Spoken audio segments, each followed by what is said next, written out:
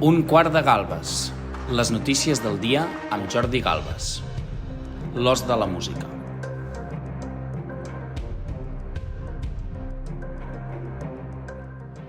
Bon dia i bona hora. Gràcies per seguir aquí, l'essencial de la informació. Avui, dijous 15 d'agost del 24, ja som a la Mare de Déu d'agost. Per la Mare de Déu d'agost, a les 7 ja és fosc. Ens estem referint a l'hora solar i no a l'hora oficial, naturalment. Avui ja hem perdut gairebé una hora i mitja de sol respecte al solstici, respecte a Sant Joan. La previsió del dia anuncia que continuaran les pluges, sobretot a partir de la tarda, però no a tot el país com ahir. Es faran trobadisses com més a muntanya. De Manresa cap al nord i a les Illes Balears, on ahir 2 persones van ser ferides. Ferides greus a Formentera. El temporal va demostrar molta força amb vents de més de 100 km/h i van escombrar tota l'illa. Van produir desperfectes sobre els iots i els balandres de deport que hi havia. Els 2 ferits greus són la conseqüència que un veler es va estavellar contra les roques de Cala Saona. Els serveis d'emergència van rescatar a la tarda un pescador que havia estat declarat desaparegut durant massa hores després d'haver sortit a pescar. Avui continuarà el temporal sobre les illes, però ja amb menys força i sense núvols de pluja. És la previsió que tenim a les costes catalana i valenciana. Al Cap de Creus hi haurà una tramuntana molt forta, això sí, una tramuntana tan forta que segurament despentinarà les perruques de Pilar Rahola i onades amenaçadores de fins a 2 metres que aconsellen no fer el valent i no fer-se i no navegar. Avui la calor torna a travessar el Principat de Catalunya amb un tall d'espasa que va des del Segrià fins a Girona amb 31 graus molt xafogosos. La mateixa temperatura que es preveu a l'Alguer, a Sardenya. Xàtiva, per la seva banda, no passarà dels 29 graus. 29 graus també a Tortosa i Manresa i 27 a la Serra de Serrans. Avui podem dir que les grans ciutats del país s'han posat d'acord perquè Barcelona, Cap i Casals, Ciutat de València, Alacant i Perpinyà no passaran dels 27 graus i les illes no aniran més enllà dels 26. Fins a diumenge no s'espera que tornin els xàfecs d'estiu que podrien sempre, en aquesta època, esdevenir intensos temporals i a vegades perillosos. Són les 7:04 i Catalunya ja fa estona que treballa. Tenim notícies recents, tenim notícies que acaben d'aparèixer en les agències, en els informatius de tot el món, i aquestes notícies miren totes cap a la guerra d'Ucraïna. Un nou districte, un altre districte, ha estat evacuat a la regió de Kursk. El governador d'aquesta regió russa, on ja havien estat evacuades més de 120.000 persones, que no són poques, els últims dies, davant de l'avenç de les tropes ucraïneses, doncs acaba d'anunciar fa poques hores, en aquesta nit de dimecres a dijous, l'evacuació d'un altre districte, el de Grushkovsky. Ucraïna ahir, dimecres, va anunciar que obriria corredors humanitaris, fa molta gràcia això dels corredors humanitaris en una guerra, a la regió fronterera russa de Kursk. Cal dir que s'ha declarat l'estat d'emergència a la regió russa de Belgorod, bombardejada per Ucraïna, que segons fonts russes s'han interceptat 117 drons ucraïnesos durant la nit, i que si hem de creure el president Volodymyr Zelensky, doncs l'exèrcit ucraïnès continua avançant damunt de la terra russa amb una ofensiva molt victoriosa.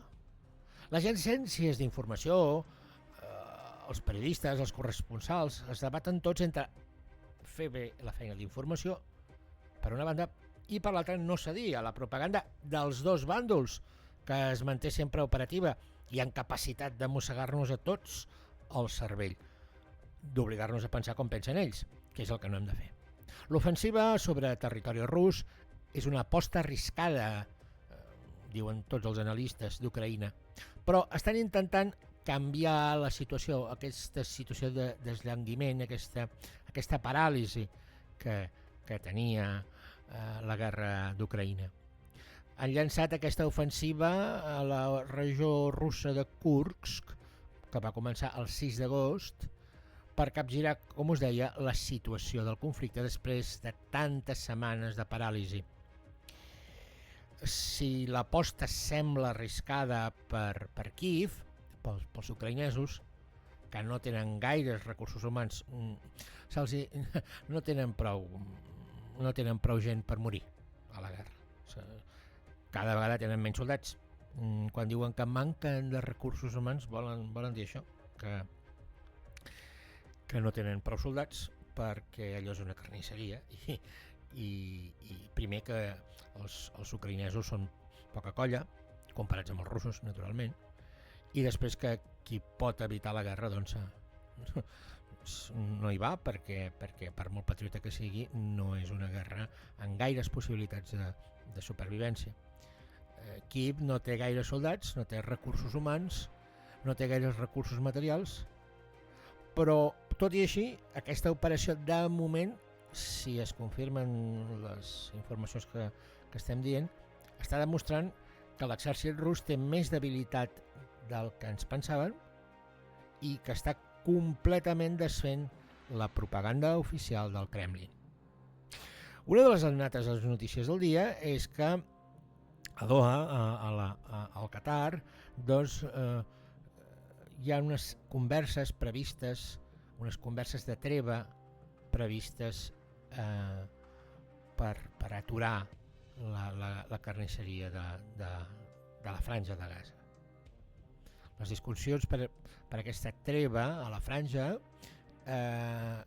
comencen, sembla, avui i tenim molts agents interessats en aquestes converses per part àrab, per part jueva i per part dels Estats Units i de la comunitat internacional, com sempre en aquests conflictes que tenen a veure amb l'estat d'Israel. Després de 10 mesos de guerra, la guerra aquesta tan dura, tan salvatge que hi ha a la franja de Gaza, fa 10 mesos que dura i ha produït intensíssims bombardejos de l'exèrcit israelià. De moment les informacions que ens arriben són aquestes, que s'obre un moment d'esperança, de diàleg i de ganes de buscar-hi una solució al conflicte. Ha dimitit el president de la Universitat de Colúmbia de Nova York a propòsit de les protestes a favor dels palestins que hi ha hagut en aquesta universitat, una universitat que s'ha destacat dintre dels Estats Units per ser molt partidària de la posició dels palestins. Doncs el president, el que aquí anomenaríem el rector de la universitat, ha dimitit a conseqüència de totes aquestes implicacions polítiques. I també hem de dir que 2 combatents de Hezbollah van morir ahir com a resultat dels atacs israelians que es van produir ahir. Israel no només manté aquest enfrontament de guerra, de sang i foc a la franja de Gaza, sinó que també ho fa al Líban. El Líban, que és la zona des de la qual Hezbollah, les milícies subvencionades, acollides per l'Iran, estan tradicionalment instal·lades allà per atacar Israel i fer-los sentir insegur. Una situació de conflicte que justifica, que al seu torn retroalimenta a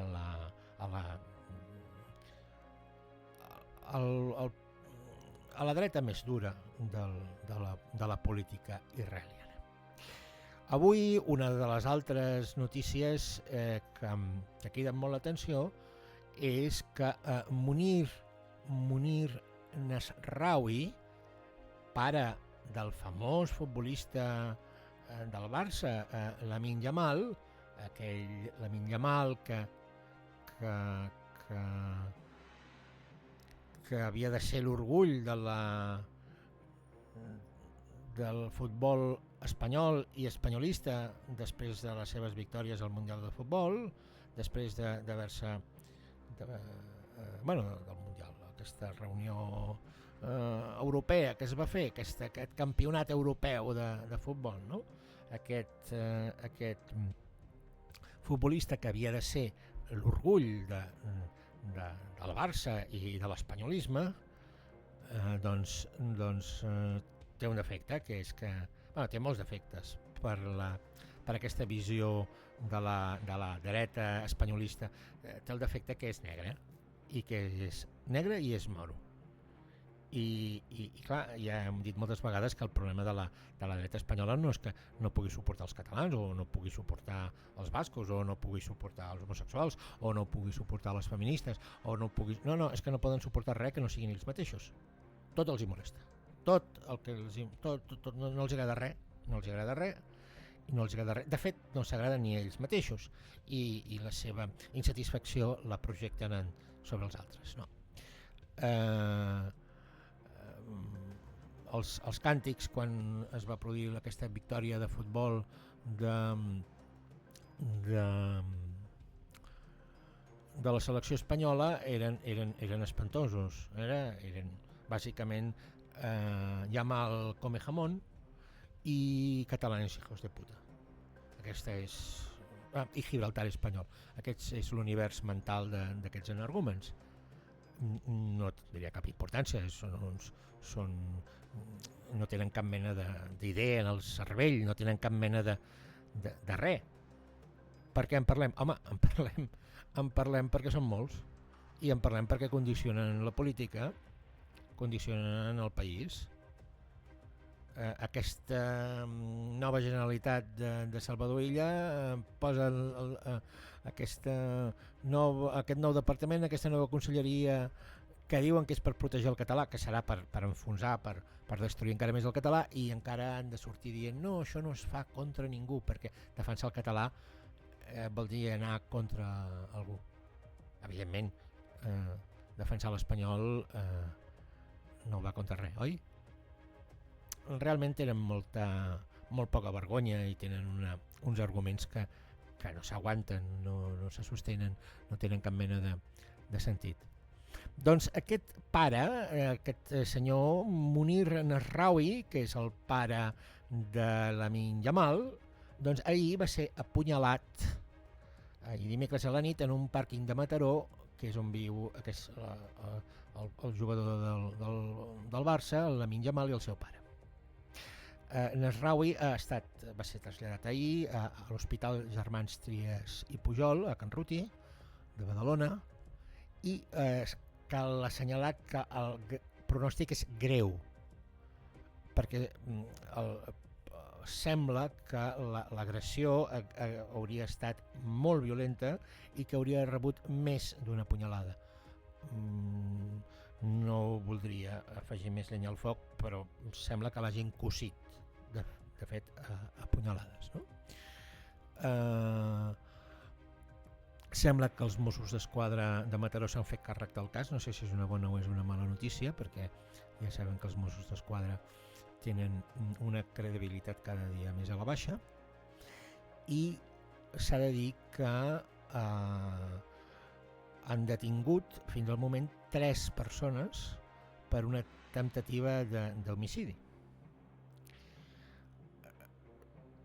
M'agradaria recordar també que aquest senyor, el Munir Nasraoui, el pare de Yamal, doncs l'any passat es va fer famós perquè va atacar un envelat, això que en diuen ara una carpa, que tota la vida en català ha estat un envelat de Vox a Mataró, i que es veu que es va enfrontar, que va tenir un enfrontament amb aquests fatxes de Vox, i va tenir unes paraules, es va produir un episodi de violència.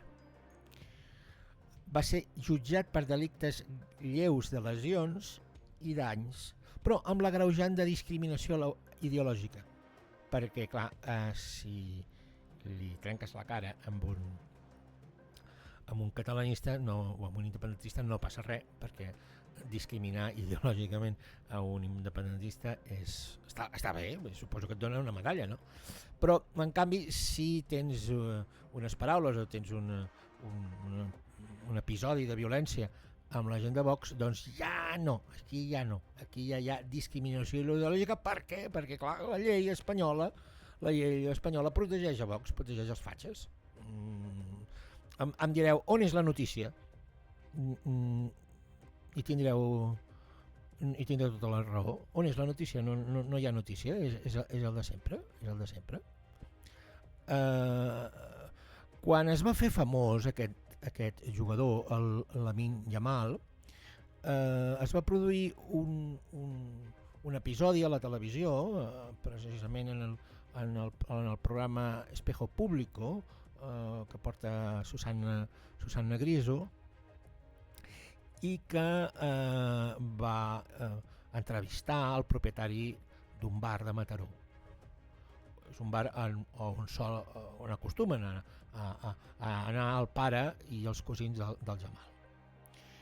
I Susana Griso, que és una de les periodistes més representatives de la hipocresia de la nostra societat, de la falsa moral, dels falsos valors, de la doble moral, de la poca vergonya informativa, per dir-ho clar i ràpid, doncs es va interessar per la situació de la família del Jamal i li va preguntar al propietari, la persona que du aquest bar, i li va preguntar si havia patit, si ell sabia si Jamal, que és un noi, recordem, negre i mono,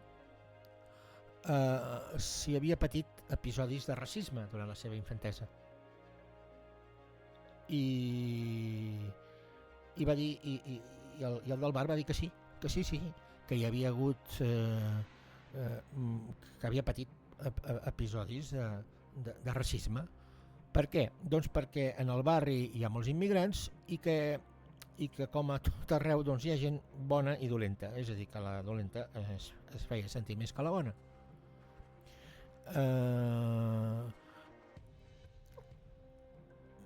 La qüestió és que va quedar parada la Susana Griso perquè el racisme al que es referia aquest senyor del bar no es referia al racisme dels blancs sobre el Jamal. No. El racisme és el dels marroquins sobre el Jamal. Per què? Doncs perquè per molts àrabs no hi ha cosa pitjor en el món que un negre. El racisme, la tradició d'esclavitud, d'esclavisme dels àrabs i dels amazics també sobre els negres és antiga i molt arrelada en el Magreb, però és que a més a més d'això aquest jugador és un jugador que podent haver decidit jugar amb el Marroc, doncs ha decidit jugar amb Espanya. Que és estrany, que és una cosa que no hauríem fet cap de nosaltres. Si nosaltres fóssim marroquins negres, per banda de pare i de mare, doncs fóssim una barreja de negre i de moro, doncs el que faríem és jugar amb el Marroc. No, jugaríem amb Espanya si estiguéssim a la seva pell, com fa ell. Doncs això no els agrada. Això no els agrada perquè no entenen que quan algú trepitja un territori europeu, encara que sigui Espanya, quan algú se situa en un país lliure o mínimament lliure, clar, canviar a Espanya tots els seus efectes. Pel Marroc has de tenir el cap molt menjat per l'islam, has de tenir el cap molt menjat per la monarquia alauita, la de l'actual rei del Marroc, has de tenir el cap molt menjat pel fonamentalisme per preferir el Marroc. No la bona gent del Marroc, perquè hi ha, com tots sabem, bona i mala gent a tot arreu. Estem parlant de la política. Són les 7:22 i avui ho deixarem aquí. Moltes gràcies perquè us esteu subscrivint a l'Aixeta, us en dono molt les gràcies. Per favor, encara no tenim prou finançament, ens falta poc i ens aniria molt bé que ens dongueu un cop de mà, encara que siguin un euret, com deia la Lola Flores, una peseta, ajudeu-nos una mica, perquè ja sabeu que aquí us expliquen cada dia l'actualitat, us diem el que no us dirà ningú més, us ha informat en canal obert, ha enfrontat els nostres partits polítics actuals i convençut del futur de Catalunya.